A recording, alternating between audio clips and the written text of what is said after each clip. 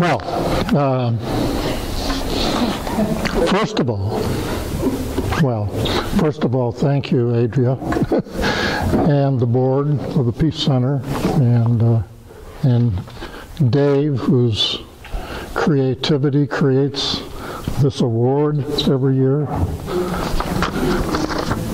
That's a great gift. Yeah. And I'm not likely to have this opportunity very often in my life. I mean, the life has been a while, and I have to thank one person who's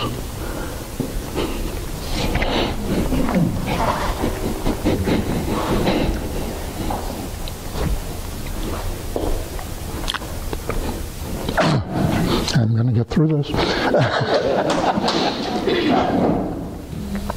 Who's made all of my volunteer work possible, who's encouraged it at every step, who's never said, no, don't do that. And that's my wife of 57 years.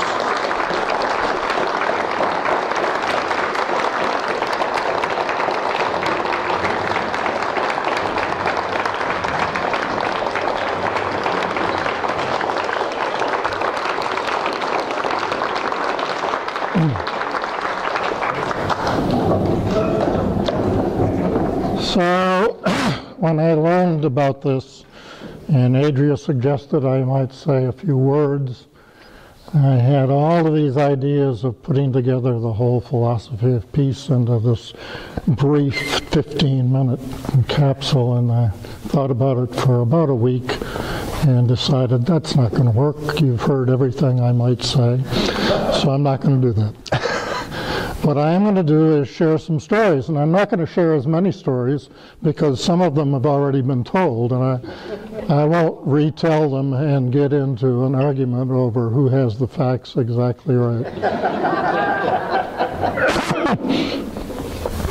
I did want to, first story I'd like to tell is how I got involved in peacemaking. I had moved here from Buffalo.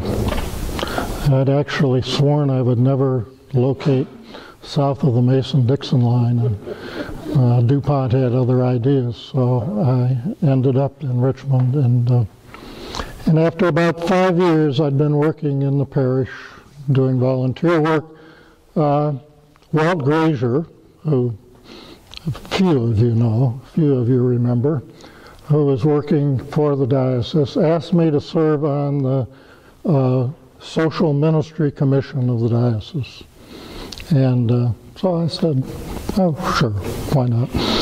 And so we had this initial orientation meeting, and I remember it was in those offices across from the cathedral on Cathedral Place, where, and in the morning, the people who were on the different committees of the commission got up to describe their work. And there was a committee on poverty, and there was a committee on racism, and there was one on peace, and I'm sure there were 3 or 4 others at the time. And so the new people coming on to the commission were supposed to pick one of the committees.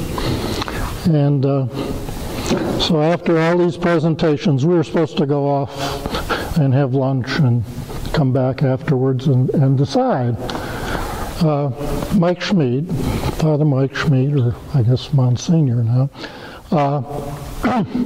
comes up to me just after all this, and he said, you know, John, they really need you on the poverty committee. He said, but you know, we need you on the peace committee too, and we have more fun. And so I joined the peace committee. And I must say, it has been fun. I think I can honestly say that. The next story I was going to tell was about Steve Hodges and all of that, so I won't say that again, but it is true. I did suggest to Steve that having a Peace Center in Richmond might be a good idea, and there were probably people around who would help to make that happen. So that was a good thing. One story I remember from those early days, it was 1982, I guess, and we went to New York City, a bunch of us, some in this room, maybe lots of you that I didn't know about. It was the UN Special Session on Disarmament, like it was the third. And they called to have a rally in New York City for disarmament. And 800,000 people showed up. 800,000 people showed up. And we stood,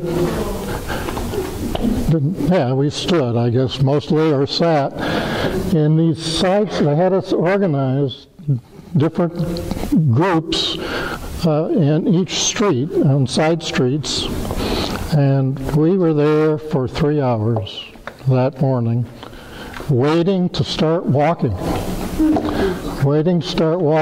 And we walked through the streets of New York City, which was just amazing in itself. I'd only been to New York City once in my life. To Central Park, which is it probably took us a couple of hours to actually make the walk. People in the buildings waving at us from the buildings. Probably can't do that anymore, but you could in '82. And by the time we got to the Central Park, we were too far back to hear anything that was going on the stage up front. But it didn't make any difference. It's a memory I will have all of my life. And I remember Steve and Wendy and their kids were there. We've got some great pictures. All right. Now I'd better look at this.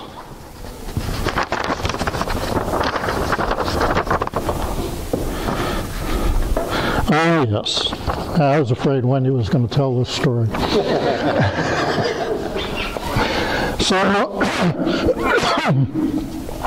Steve was director at the Peace Center for about 5 years, and he left to take a year off to run as an independent for United States Congress, and so Wendy Northup and Elaine, who was then Elaine Shurey, together split the part-time salary of director of the Peace Center. The Peace Center had a budget at that time of $30,000, $40,000 a year. That was, and I started doing the books. It tied into the fact that I had just taken early retirement so I had lots of time to do things. And so one day Wendy comes to me and she says, now see, I'll forget names if I don't have them in front of me. Lou Abbey had a used computer, and Wendy says to me, Lou's willing to contribute this computer to the Peace Center, and what do you think?